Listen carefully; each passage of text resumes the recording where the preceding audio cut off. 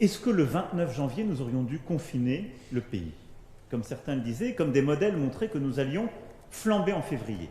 Nous avons eu raison de ne pas confiner la France à la fin du mois de janvier, parce qu'il n'y a pas eu l'explosion qui était prévue par tous les modèles.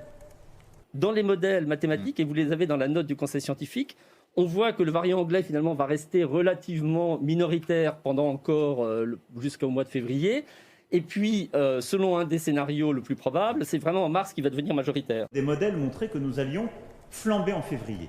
Si on regarde ce que l'introduction du variant anglais en particulier, et qu'on fait de la prédiction avec des modèles qui travaillent, on se rend compte que si nous continuons sans rien faire de plus, nous allons nous trouver dans une situation extrêmement difficile, comme les autres pays, dès la mi-mars. Des modèles montraient que nous allions flamber en février. Et toutes les modélisations montrent qu'à partir du mois de mars...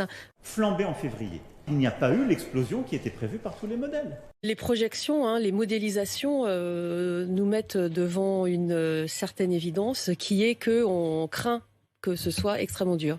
Mars, vous attendez, mars, en particulier mars. À partir du début du mois de mars, et l'inflexion s'est passée entre le 8 et le 10 mars, il y a eu une accélération que vous avez vue dans les taux d'incidence, et très rapidement ensuite, de manière assez surprenante, dans les entrées en réanimation. Vous attendez à ce que le mois de mars soit très dur? De manière assez surprenante, dans les entrées en réanimation. On s'attend à ce que le mois de mars soit très dur. Donc je peux vous affirmer là, cette fois-ci, que je n'ai aucun mea culpa à faire, ni aucun remords, ni aucun constat d'échec. Nous avons eu raison de le faire.